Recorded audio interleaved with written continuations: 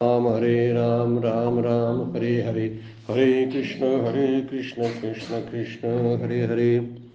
ब्रह्मानन्दं परमसुखदं केवलं ज्ञानमूर्तिं द्वन्द्वातीतं गगनसदृशं तत्त्वमस्यादिलक्ष्यम् एकं नित्यं विमलम् अचलं सर्वधी साक्षिभूतं भावातीतं त्रिगुणरहितं सद्गुरुं तं नमामि।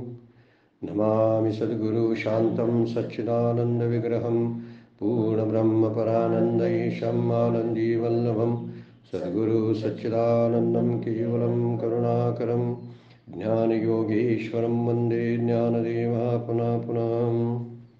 अलङ्कापुरी पुण्यभूमि पवित्र तिथे नान्दतो ज्ञानराजा सुपात्र तया आठविता महापुण्यराशी नमस्कार माझा सद्गुरु ज्ञानेश्वराशी। सर्व संतांना वंदन, सद्गुरूंना वंदन, ज्ञानेश्वर माऊलींना वंदन, आपणा सर्व श्रोतांना वंदन करून आजच्या चिंतनाला आपण प्रारंभ करतोय। काल आपण 374 नंबरच्या 6व्या अध्यायातील ओव्यापर्यंत निरूपण पाहिलेलं होतं आणि श्लोक क्रमांक 23 आणि त्यावरच्या ओव्या आपण विचारात घेतल्या होत्या। आज आपण 6व्या अध्यायातील श्लोक क्रमांक 24 आणि त्याच्यावरच्या असणाऱ्या ओव्या ज्या आहेत त्याचा विचार आपण करणार आहोत। कालच्या चिंतनामध्ये आपण तंत्विद्या दुःख संयोग वियोगम योग संज्ञितम योगाची व्याख्या केलेली आहे। ध्यान योग कशाला म्हणायचा याचं वर्णन, या सुखाची या गोडी मन आरतीची शेची सोडे संसाराच्या तोंडी गुंतले जे, जेव्हा हा योग प्राप्त होतो आणि आत्मसुखाच्या आवडीनं हे मन पूर्वीच्या सर्व संसाराच्या ज्या ज्या काही व्याप होते त्या व्यापातून बाहेर पडतं, संसाराच्या तोंडात गुंतलेलं हे मन बाहेर पडतं आणि पूर्वी अनुभवलेल्या दुःखाची आठवण सुद्धा करत नाही। संसाराच्या तोंडी गुंतले मन आरतीची शेची सोडी, हे सगळ्यात मोठं प्राप्तव्य जे आहे त्याला प्राप्तव्य आपण म्हणतो, हे प्राप्तव्य या ध्यान योगातलं आहे, नामयोगातलं आहे। दोन्ही विचारात आपण घ्यायचे। फक्त ध्यानयोग आणि योग या शब्दावरच आपण थांबायचं नाही। या योगाचा अर्थ, ध्यान योगाचा अर्थ आपल्या साधनेशी लावून ठेवायचा।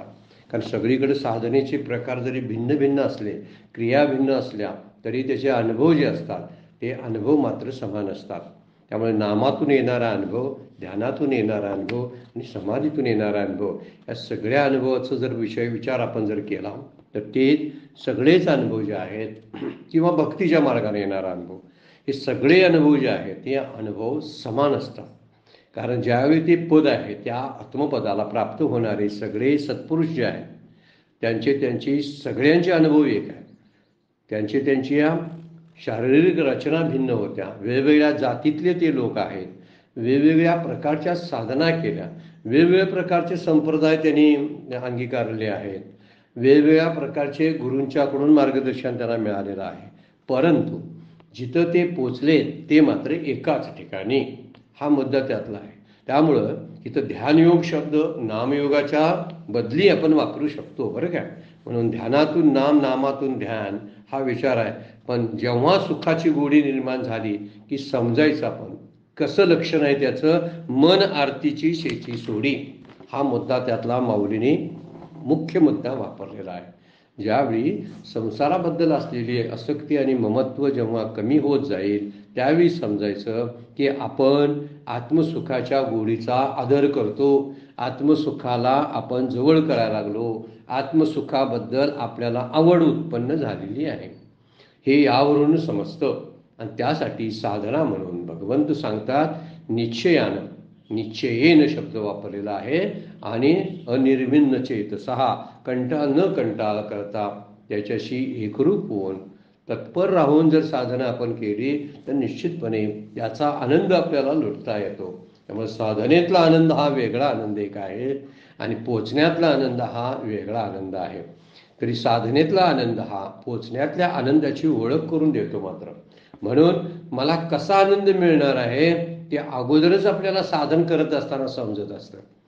जो आत्मप्राप्तीचा आनंद आहे, मला जेव्हा आत्मज्ञान होणार आहे त्या आत्मज्ञानाची खूण आपल्याला आपल्या साधनेच्या साधन काळामध्येच मिळत असते। नामाला बसल्यावर कळत असतं की नाम शेवटच्या ठिकाणी नाम मला कुठं घेऊन जाणार आहे। फक्त आपल्या प्रवासाचा कालावधी, आपण ठरवलेली वेळ, आपण देणारा वेळ, आपलं कष्ट, आपला भाव आणि प्रेम या सगळ्या गोष्टी तिथं उपयोगाला येतात. आणि त्यावरून त्या साधनेचा टप्पा वेग समजतो आपल्याला पोचायचं कधी. तर याचा विचार भगवंताने मागच्या श्लोकामध्ये आपल्याला केलेला बघायला मिळतो. माऊलींनी एका ओळीमध्ये इतकी चांगली सोडवणूक केलेली आहे. मन आरतीची सची सोडी, जया सुखाची आवडी, मन आरतीची सेची सोडी. हे सर्वश्रेष्ठ तत्वज्ञान माऊलींनी त्या ओळीमध्ये सांगितलेलं आहे. आपण जरा बऱ्यापैकी वेळ त्याला दिलेला आहे. जिथं जिथं थांबायचं असतं आणि थोडासा वेळ द्यावा लागतो, तिथं चिंतनाला आपला थोडासा वेळ होतो. काही ठिकाणी वेळ द्यायचा नाही, तिथून आपण पुढे जातो. आज आपण श्लोक क्रमांक 24 सुरू करतोय.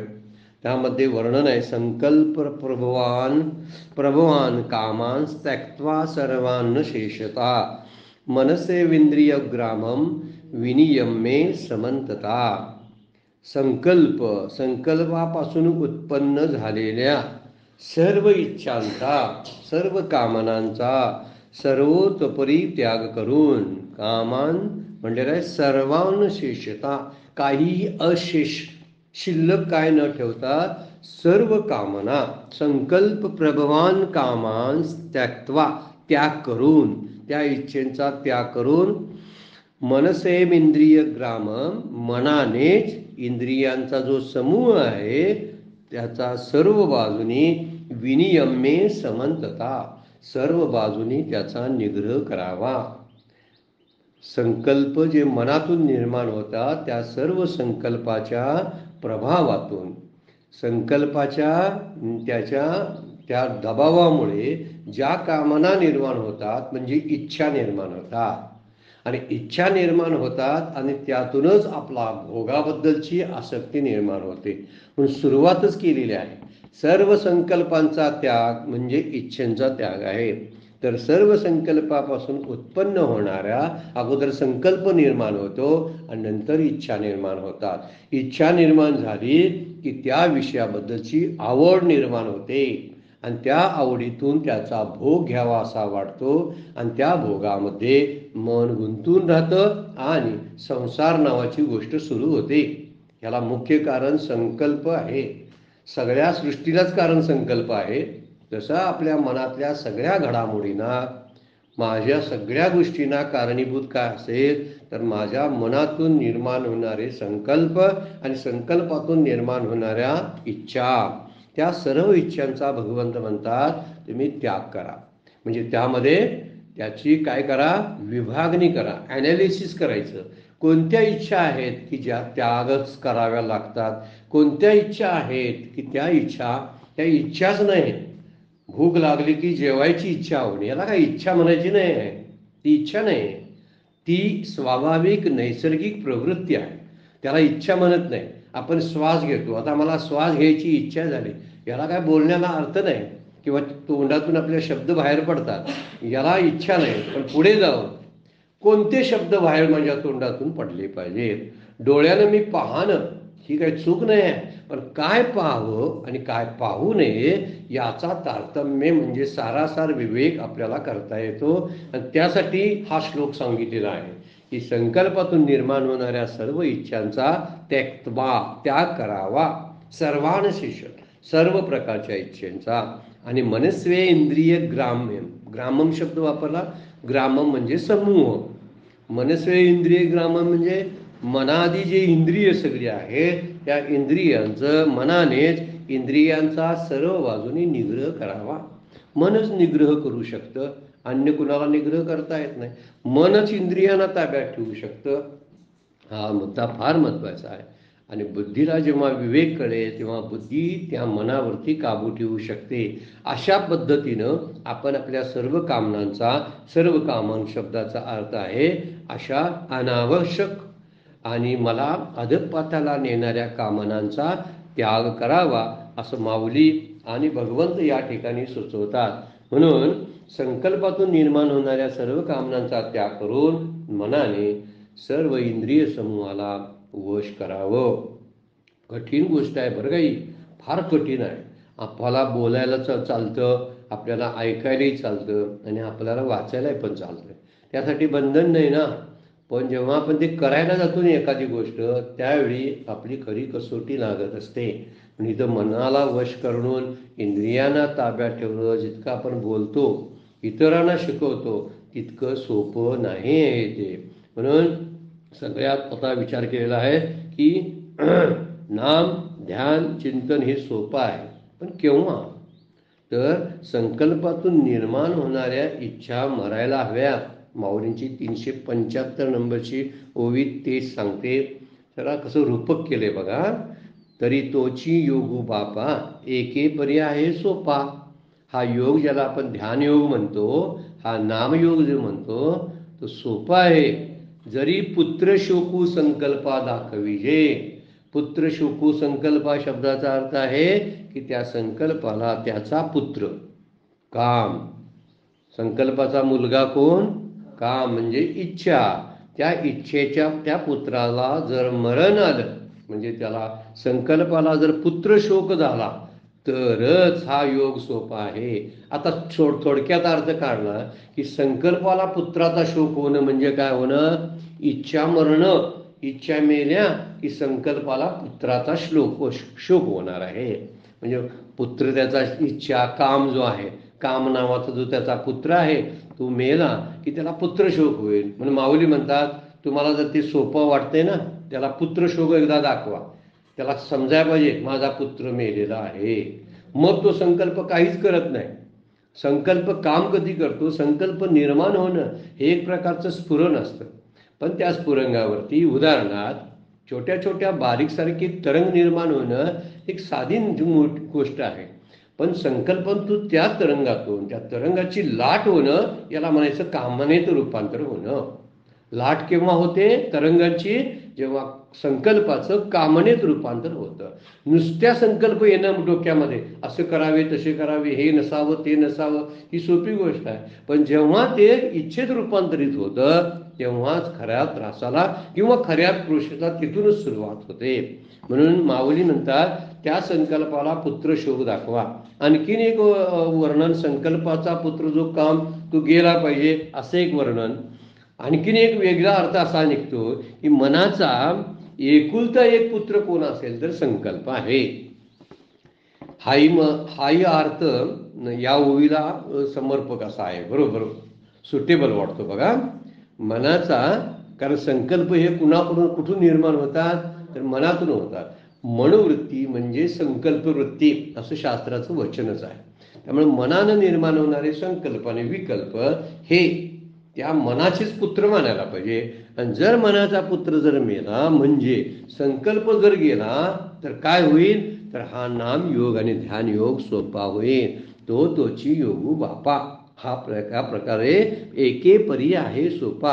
एका बाजूने बघितलं तर हा सोपा आहे, पण दुसऱ्या बाजूने त्याचा विचार केला तर संकल्प आणि इच्छा आणि काम जोपर्यंत जात नाहीत तोपर्यंत तो सोपा नाही. सोपा केव्हा होतो? संकल्प थांबतात तेव्हा संकल्प थांबले की शांत मन होतं. मन शांत झालं ना तर हा योग साधतो आपल्याला. म्हणून मनाचे संकल्प थांबले की काय होतं? मनाचं धावणं थांबतं, बाहेर जाणं थांबतं, इच्छा थांबतात. संकल्प कुठलेच होत नाहीत. इच्छा बंद झाल्या की त्याला शांती प्राप्त होते. आपली शांती गेली याचे कारण काय असेल? तर आपण सर्वांनी हा विचार केला पाहिजे की काही इच्छा आहेत माझ्या, आणि त्या इच्छा पूर्ण करण्यासाठी माझी धावपळ होते. मग त्यातल्या काही इच्छा अशा आहेत की ज्या माझ्यासाठी उपयोगाच्या सुद्धा नाहीत. त्या नुसत्या माझ्या कल्पनेतून निर्माण होतात, आणि कल्पनेनं इच्छा तयार करतो, आणि त्या इच्छा मी पूर्ण करायला कधी कधी कल्पनेनं आणि कधी कधी सत्यात बाहेर पडतो. माझ्यापासून मी बाहेर पडतो. मन माझ्यापासून दूर गेलं की ते आत्मस्वरूपापासून दूर गेलं. माझ्यापासून दूर होतंय मन म्हणजे काय? तर आत्मस्वरूपापासून दूर होतं. हा मुद्दा त्यातला महत्वाचा आहे. म्हणून मन माझ्यापासून दूर गेलं की इच्छा पूर्ण करायला ते सुरुवात करतं, आणि इच्छा पूर्ण करण्याच्या धावपळीमध्ये माझी दमछाक होते. मला आयुष्यातला आनंद लुटता येत नाही. त्या आनंदाला आत्मानंदच म्हणतात. मनाला जर आत्मस्वरूपाजवळच जर ठेवलं तर ते बाहेर होऊन बहिर्मुख होणार नाही. बहिर्मुख झालं नाही मन की ते आत्म्याजवळ राहील आणि आत्म्यातलं सुख अनुभवता त्याला येईल. पुढच्या आणि परत श्लोकामध्ये त्याचं रिपिटेशन होणारच आहे. त्यामुळे मनाचे संकल्प जर थांबले की इच्छा सगळ्या थांबतात. कारण संकल्पातून संकल्पाचा पुत्र काम आहे असं माऊली बोलतात. आता संकल्पाचा पुत्र काम याची निर्मिती आणि जन्म कधी होईल? तर संकल्प झाला तर जन्म होणार ना. पण संकल्प असला तर ठीक आहे, तो एकटाच असू दे. त्याच्या जेव्हा सगळी वंशावळ निर्माण होते, ती वंशावळ म्हणजे इच्छा, वासना, स्पृहा, ह्या सगळ्या गोष्टी आहेत. ही त्याची वंशावळ आहे आणि हीच वंशावळ मला त्रास देते. त्याची ही फॅमिली, कुणाची? मनाची आणि संकल्पाची ही फॅमिली आहे आणि त्या फॅमिलीमुळे मला त्रास होतोय. माऊलींची एक सुंदर उभी आहे 9व्या अध्यायामध्ये. तेच संकल्पाची सांज जे लोपे ते अखंडची आहे स्वरूपे. शंका जात खेव लोपे सापपण माळेचे.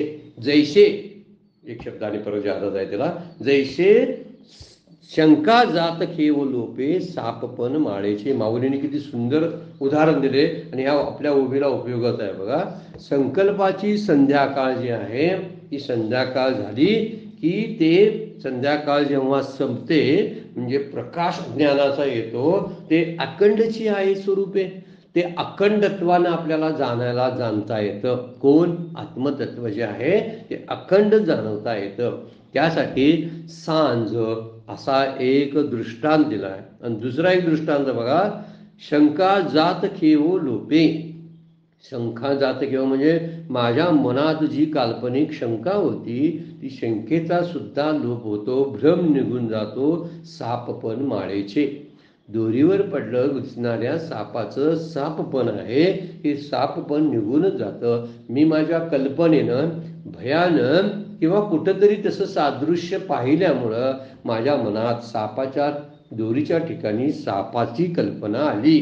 पण जेव्हा उजेड झाला, सांज निघून गेली, रात्र निघून गेली संकल्पाची, की संकल्पाच्या रात्रीनंतर आत्मप्रकाश आला आणि त्या आत्मप्रकाशामध्ये मी जेव्हा संसाराकडे पाहिलं तेव्हा संसार फक्त कल्पनेनंच भरलेला आहे. हा माझ्या दृष्टीचा खेळ आहे, माझ्या विचारानं कल्पनेची संसाराची उभारणी आहे, हे मला कळायला लागलं. म्हणून शंका जात खेव लोपे सापपण माळेचे. त्यामुळे संसार खरा असावा ही शंका संकल्पामुळे येते. संसार सत्य आणि त्यामुळे विषय सत्य वाढतात. त्यामुळं ती सुखाची साधनं प्रपंचातून मिळतात, ती विषय सुख ही सत्य वाटायला लागतात. तीच माझ्या सुखाची साधनं आहेत. त्याच्याशिवाय, त्यांच्या आधाराशिवाय मी जगू शकत नाही. त्यामुळं माझं सुख मी परावलंबी ठेवतो आणि परावलंबी ठेवल्यामुळं परत मी असहाय्य होतो. असहाय्य झालो की मला त्रास होतो. कुणावर तरी अवलंबून राहायला लागतं. मला अमुकच पाहिजे नाहीतर माझं चालणार नाही. अमुकच माणसं माझ्या सहवासात पाहिजेत नाहीतर मला चालणार नाही. अमुक व्यक्ती मला भेटायला पाहिजे, अमुक वस्तू मला मिळायला पाहिजे. तर वस्तूवर, व्यक्तीवर, परिस्थितीवर मी माझं सुख अवलंबून ठेवतो. अशी परिस्थिती असेल तर मला बरं वाटतं, अशी व्यक्ती असेल तर मला बरं वाटतं आणि अशी वस्तू मला प्राप्त झाली तरच मला आनंद होतो. म्हणून मी माझं सुख परक्यांच्यावर अवलंबून ठेवलेलं आहे. आणि परक्यावर अवलंबून असलेलं सुख जे आहे हे संकल्पातून निर्माण झालेल्या कामनेतून निर्माण होतं. संसार सत्य वाटतो. म्हणून ज्यावेळी संसार सत्य वाटायचा बंद होईल आणि त्याचं मिथ्यात्व कळायला लागेल, म्हणजे सापाचं जसं मिथ्यात्व कळलं तसं संसाराचं जर कळायला लागेल, तर त्यासाठी काय करायला पाहिजे? संकल्पाची सांज जे लोपे. माऊली 9व्या अध्यायातल्या 73 नंबरची ओवी असावी ती. 73 नंबरच्या ओवीमध्ये माऊली बोलतात, म्हणून संकल्पानेच विविध इच्छांना जन्म दिला जातो. त्यात आवडणारे विषय आपण सिलेक्ट करतो. बरं काय? मला आवडणारे विषय जे आहेत ना ते सिलेक्ट करतो. इच्छा निर्माण झाली की इच्छेचं समोर सांबार सगळं असतं. मग त्यातलं कुठलं मला पाहिजे तर त्यातूनच अशी इच्छा निर्माण होत जाते. म्हणून संकल्पातून असं व्हावं, असं होऊ नये, या दोन्ही प्रकारच्या कामना निर्माण होतात. काय कामना एकच होत नाही. नुसतं असं पाहिजे असंच नाही, तर असं नसावं अशीही कामना संकल्पातूनच निर्माण होते. म्हणून माझं असं नसावं आणि असं असावं हे मी ठरवू शकत नाही. म्हणूनच मला त्रास होतो. इथं जे शास्त्र आपल्याला सांगते ना, कामनेतून संकल्पाच्या प्रभावातून सर्व इच्छांना सर्वतोपरी त्याग करावा. त्याचं कारण आहे की इच्छेचा त्याग करणं या शब्दाचा अर्थ आहे कोणत्याही गोष्टीबद्दलची जी अपेक्षा आहे आणि कल्पनेनं निर्माण केलेली जी सुख आहेत त्या सुखाच्या कल्पना बंद कराव्या. सुखाच्या कल्पना बंद झाल्या की अपेक्षाभंगाचं दुःख आपल्याला लाभ मिळत नाही. अपेक्षाभंगाचं दुःख नाही म्हणजे त्याला संसार दुःख म्हणलंय.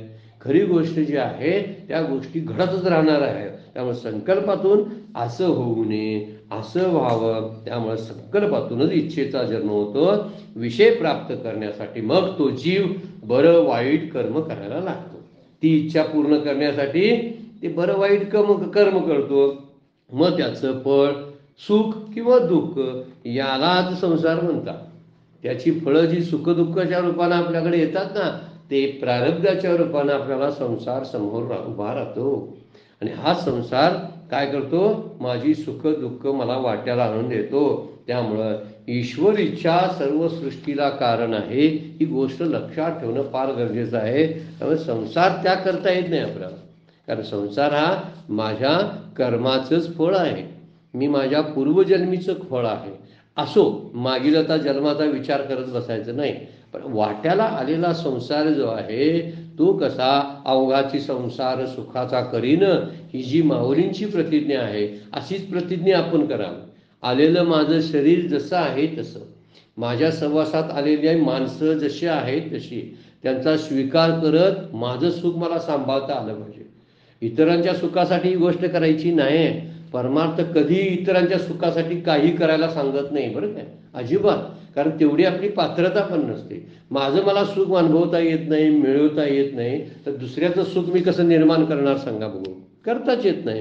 आणि त्यामुळं दुसऱ्याच्या सुखाचा विचार इथे सांगितलेला नाही. पण संसार आता वाट्याला आलेला आहे, तो सुखाचा कसा बनवता येईल, तर सर्व संकल्पाच्या इच्छेया ज्या संकल्पातून निर्माण होणाऱ्या ज्या इच्छा आहेत, कामना आहेत, त्या कामना योग्य प्रकारे त्याचं नियोजन करता आलं पाहिजे. त्याचं मॅनेजमेंट आपण म्हणतो, त्याचं व्यवस्थापन करता आलं पाहिजे. म्हणजेच मनोनिग्रह साधतो. पुढं तेच म्हटलंय, सगळ्या मनस्वेंद्रिय ग्रामम, सर्व जी इंद्रिय समूह आहे त्याला वश करणं. म्हणजे याचा अर्थ मला माझ्या सुखाला, आत्मसुखाला धक्का लागता कामा नये.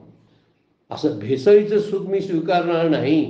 आणि भेसळीचं सुख स्वीकारायचे नाही अशी तयारी ठेवली की आपल्या वाट्याला दुःख येतच नाही. कारण खरं दुःख जे आहे ते भेसळीच्या सुखाच्या अपेक्षेतून येत असतं. आणि भेसळमधलं सुख म्हणजे विषयांचं सुख आहे. विषयांचं सुख म्हणजे संसार सुख ज्याला आपण म्हणतो, त्या संसार सुखाचा किंवा विषय सुखाचा संपूर्ण त्याग होतच नाही. संसार टाकायचा नाही, संसार त्याग करायचा नाही. तर आपण संसारात जायला नको, आपल्यातून संसार गेला पाहिजे. आपण संसारातून जायचं नाही, आपल्यातून संसार गेला पाहिजे. खरी गोष्ट तीच आहे. माझ्या मनामध्ये असलेला जो संसार आहे ना, तो घालवायला भगवद्गीता ज्ञानेश्वरी आपल्याला सांगते. समोरचा संसार लय पावायचा का नाही ते ईश्वर ठरवणार आहे. त्याचा कल्पांत कधी होणार आहे तो पसरलेला आधी अनादी आहे तो. आणि तो अनादी असलेला संसार आपण संपवायच्या नादाला कशाला लागायचं. मी माझ्यापुरतं बघणं फार गरजेचं आहे. म्हणून राजाला म्हणतो ना की सगळीकडे काटा आहेत आणि माझ्या पोरग्याच्या पायाला, राजपुत्राच्या पायाला टोचला काटा. आता काय करा, राज्यभर सगळ्या गाडीच्या अंतरा. कारण त्यामुळं काय होईल की माझ्या मुलाला काटा टोचणार नाही. त्यात प्रधानानं सुचवलेला मार्ग कसा आहे बघा, हा परमार्थाचा मार्ग आहे. प्रधान म्हणतो राजाला, सगळ्या गालिच्याला पाठवणं एवढं शक्य पण नाही. सगळ्या राज्यभर गालिचा टाकणं एवढी शक्य पण नाही आणि त्याची गरज पण नाही. मग काय करावं, आपल्या राजपुत्राच्या पायामध्ये एक चांगलं मऊ सॉफ्ट चप्पल आणावं, बस. त्याला काटा टोचायचा. बघा, परमार्थाची शिकवण करी हीच आहे बरं काय. आपल्यापुरतं आपलं चप्पल वापरावं. जगाचा विचार करण्यामध्ये, कल्पना करण्यामध्ये, संकल्प करण्यामध्ये आपलं मन सारखं व्यग्र राहतं. आणि म्हणून व्यग्र असलेलं मन हे एकाग्र होत नाही. ही गोष्ट फार महत्वाची आहे. म्हणून जर मनाला एकाग्रता कुठंतरी आत्मसुखाच्या जर करायचं असेल तर एक व्यग्र असलेलं मन एकाग्र करणं म्हणजे आत्मसुखाकडे त्याचं तोंड करणं. म्हणून आपण संसारातून जायचं नाही आहे. आपण म्हणून म्हणे मी माझं दुःख संपवणार आहे. असं कसं संपेल सुख दुःख सांगा? काय दुःख वाढेल काय? पुन्हा जन्माला आणि परत येणार नाही काय? आत्ता स्वतः मरतो, आत्महत्या करतो म्हणजे पुढील जन्माची वाईट अवस्था तयार करून ठेवतो अगोदरच. पुढची संकट वाढवून ठेवतो असातला भाग आहे. मग आता आलेला सगळा भोग मला शांतपणे कसा भोगता येईल हे बघणं, याला म्हणायचा परमार्थ करणं. नाहीतर आपण दुसरंच काहीतरी करत असतो. त्यामुळं संसारात जायची काय गरज आहे? संसार आपल्यातून गेला पाहिजे. रामकृष्ण परमहंस दृष्टांत देतात ना, पाण्यात नाव चालते, पाण्याशिवाय चालतही नाही. म्हणजे संसार असायलाच पाहिजे. पाण्यात नाव चालते, पण आपण प्रवासाला निघालो तर नावेत पाणी चालत नाही. कसं?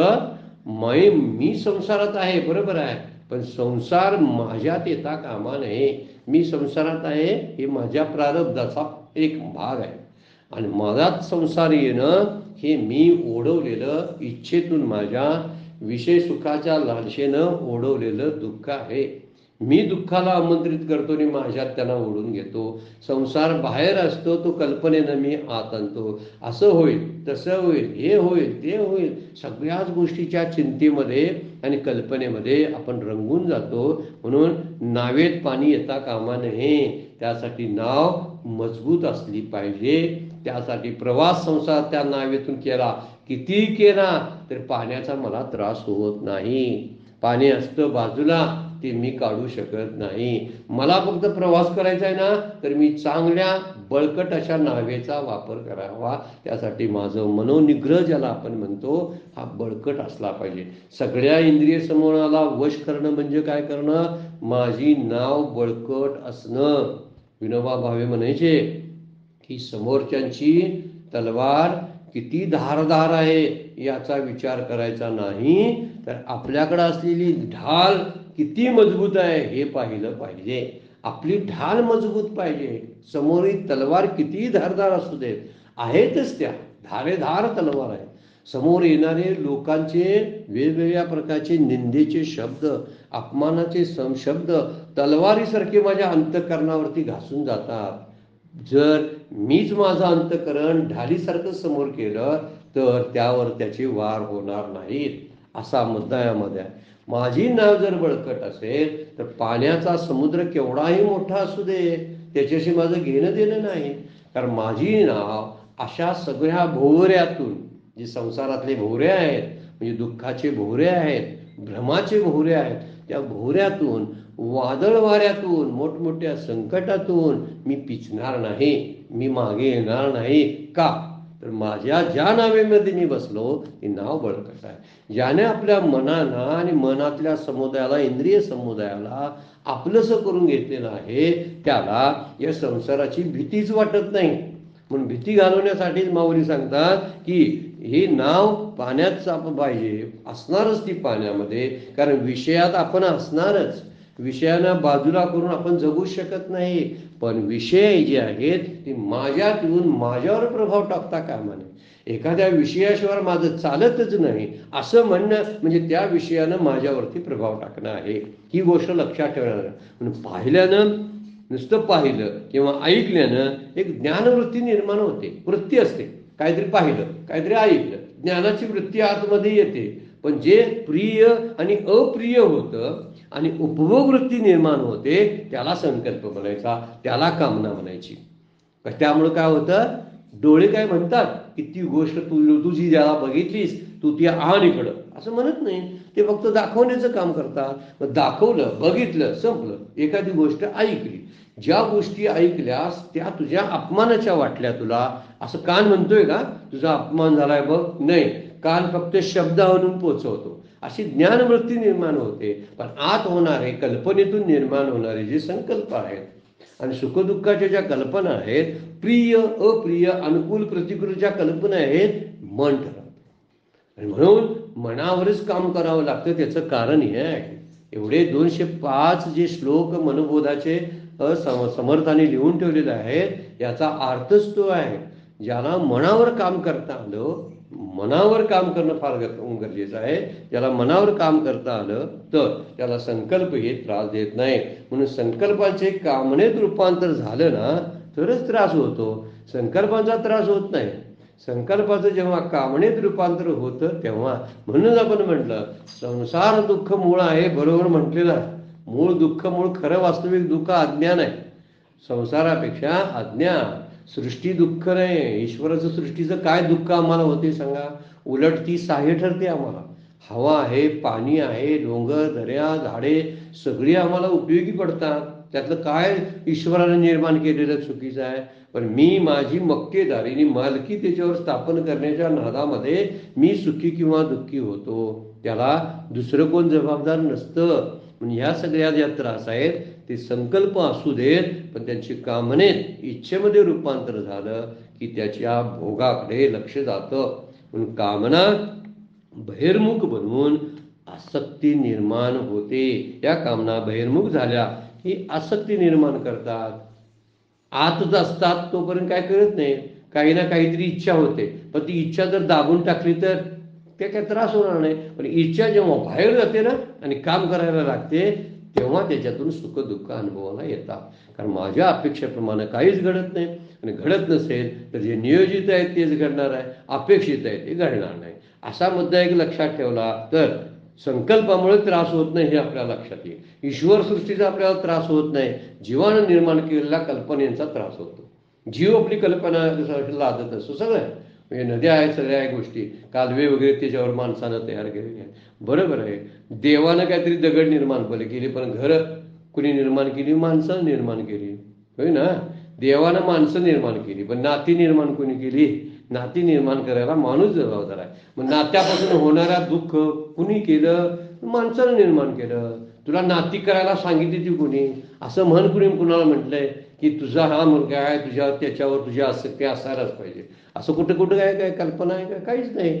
मीच म्हणतो माझा मुलगा आहे, माझा मुलगा आहे, माझा मुलगा. मग त्यातून आसक्ती निर्माण झाली, ममत्व निर्माण झालं, मोह निर्माण होतो, त्यातून शोकालाच आपण जन्म देत असतो.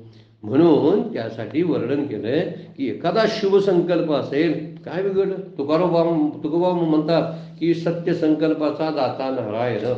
जिथं सत्याचे संकल्प होतात, आणि सत्य काय आहे? आत्मस्वरूप. भगवंत फक्त सत्य आहे. सत्य तू, सत्य तू, सत्य तू विठ्ठला. अशा विठ्ठलाचा संकल्प आपल्याकडून होतोय का? नाही होत. ज्ञानेश्वरी वाचनाचा संकल्प, ज्ञानेश्वरीचा अभ्यासाचा संकल्प, शास्त्राभ्यासाचा संकल्प, ही संकल्प आपल्याकडे नसते. त्यामुळं नामात ध्यान, पण ध्यान नाम चालू असताना नाम ध्यानात संकल्पाचा त्याग व्हावा. अशेषता शब्द जो वापरला ना, सर्वान शेषता, याचा अर्थ आहे जरा सुद्धा कामना आणि संकल्प नामाच्या आणि ध्यानाच्या वेळी येऊ नये याची खबरदारी आपण घेतली पाहिजे. इतर वेळी जराशी त्यामध्ये एक्सक्युजेस आहेत, एक्सेप्शन करायचं. इतर वेळी ठीक आहे, पण एक गोष्ट लक्षात ठेवायची, नाम आणि ध्यान काहीतरी चालू असेल त्यावेळी संकल्पाचा त्याग झालाच पाहिजे. त्यामुळे नाम घेताना विचार येतात ना, येऊ दे, आले समजा विचार येऊ दे, पण नाम घेत घेत येऊ दे. गोंधळेकर काय म्हणतात, विचार येतात म्हणून नाम बंद करू नका, विचार येतात म्हणून साधना बंद करू नका. काल आपण कालच्या चिंतनामध्ये निश्चयेन शब्द जो बघितला, न कंटाळता साधना करायची, हेच त्याचं मुख्य कारण आहे. नाम घेताना विचार येऊ द्या, पण विचार येतात म्हणून नाम घ्यायचं बंद करू नये. नाम घेत घेत विचार येऊ द्या, म्हणून सर्व इच्छा आपल्या कधीच पूर्ण होत नाही. इच्छा करून तरी काय उपयोग आहे? दुसरी गोष्ट बघा, इच्छा केल्या म्हणजेच मिळतंय असंही नाही. इच्छा न करता सुद्धा बऱ्याचशा गोष्टी मिळतात. म्हणून आपण काम करावं त्यासाठी. हाय ठीक आहे, संकल्प झालेला आहे, पण संकल्प झाला पण त्यामध्ये इच्छेला स्थान द्यायचं नाही.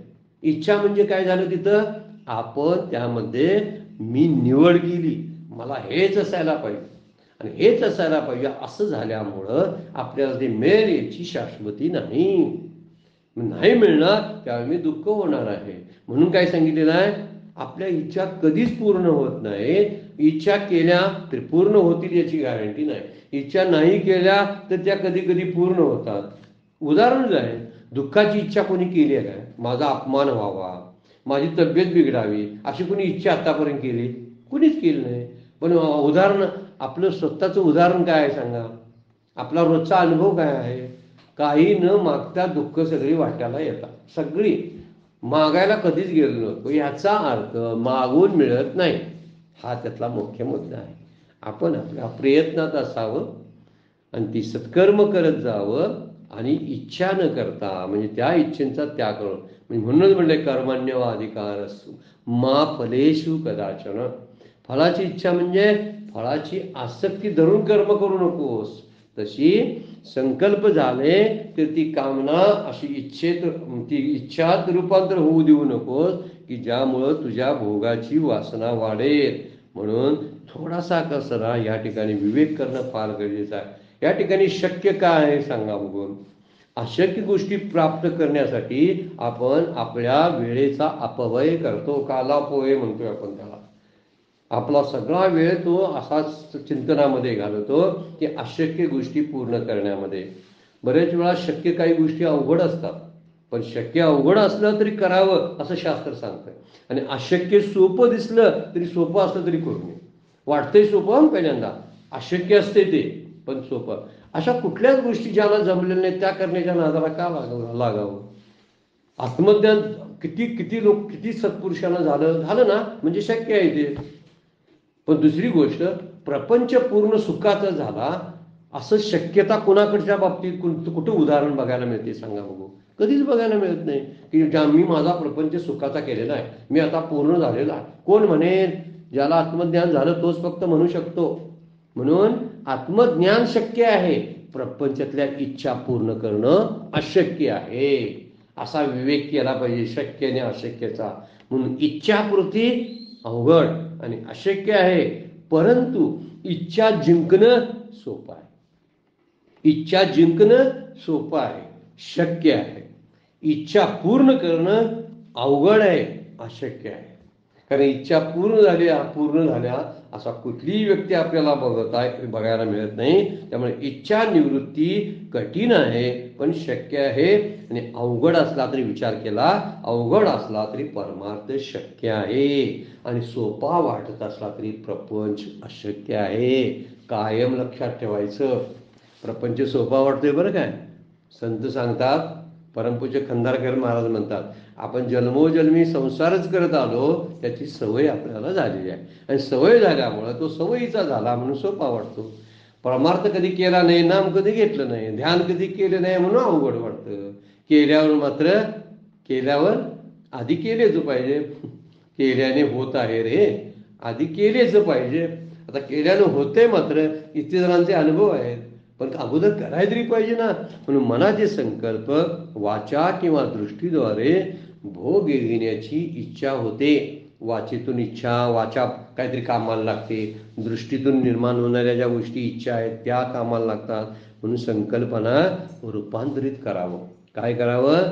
संकल्पाशी अधिष्ठान नारायण गोमटे, तुकाराम महाराज सुचवतात आपल्याला. अधिष्ठान काय आहे? संकल्पाशी अधिष्ठान काय आहे? नारायणालाच करावं. म्हणजे संकल्प कशाचा करायचा?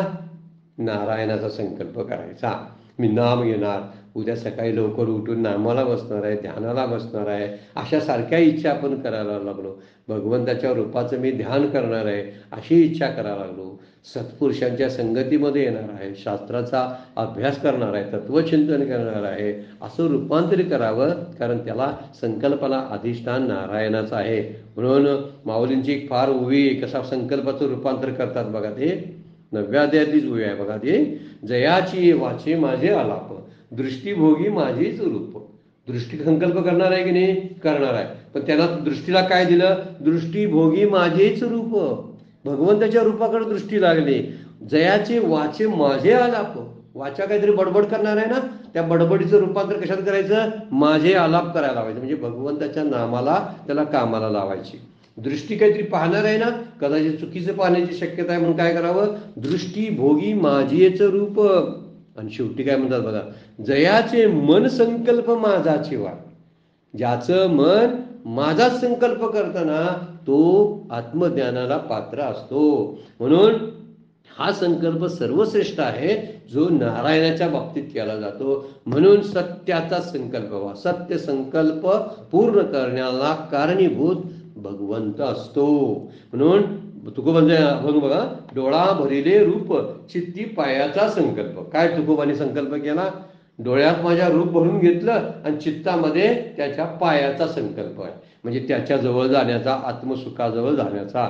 म्हणून एकातून दुसरा संकल्प निर्माण होणे एवढी काळजी आपण घ्यावी असं माऊली बोलतात. कारण पुत्र शोक त्याला व्हायला पाहिजे ना संकल्पाला. जर त्याची वंशावळ जर वाढली, विचारातून विचार ध्यान करताना जर यायला लागले, तर पुत्र मेला कसा? पुत्राची वंशावळ वाढायला की म्हणायची. म्हणून पुत्रताची वंशावळ थांबवायची असेल तर विचार खंडित करता आले पाहिजेत आणि ते आत्मस्वरूपाच्या ठिकाणी आणता आले पाहिजेत असं माऊली बोलतात. त्यामुळं ही ओवी फार समर्पकाची आहे बरं का. तरी तोची योगू बापा सोपा आहे बघ. नाम घेणं किती सोपं आहे सांगा, ध्यान करणं किती सोपं आहे, पण केव्हा सोपं आहे? ज्यावेळी नाम घेताना संकल्प थांबले तर सोपं आहे. नाम घेताना इच्छेसाठी धावणारं मन जर आपण आवरलं तर सोपं आहे. म्हणून ते म्हणतात मनसी इंद्रिय ग्रामम विनियम्य. त्यांना नियमित कर, त्यांना वश कर इंद्रियाच्या समूहाला. जे मनानं करायचं आहे सगळं काम. मन जे इच्छेचं केंद्र आहे, तिथून इच्छा बाहेर पडतात. त्या मनाला एकदा आपलंसं कर. तू मन हे मीच करी, माझी या भजनी प्रेम धरी. त्या मनाला तू माझं स्वरूप कर. सर्वत्र नमस्कारी मजे एकाते. सगळं भक्ती ज्ञान उपासना माऊलीने या ओवीमध्ये सांगितलेले आहे. तू मन हे मीची करी, माझी या भजनी प्रेम धरी. आणि इथेही ते सांगतात, तोची योगू बापा एक पर्याय सोपा, जरी पुत्र शोकू संकल्पा दाखविजे.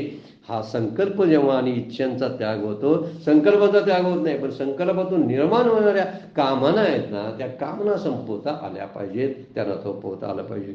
सुंदर विचार आहे. वेळ संपलेला आहे, आता आपल्याला थांबावं लागते. आजची सेवा सद्गुरूंच्या चरणी, भगवान ज्ञानेश्वरांच्या चरणी अर्पण करून विराम घेऊया. पुंडलिक वरदारी विठ्ठल श्री ज्ञानदेव तुकाराम.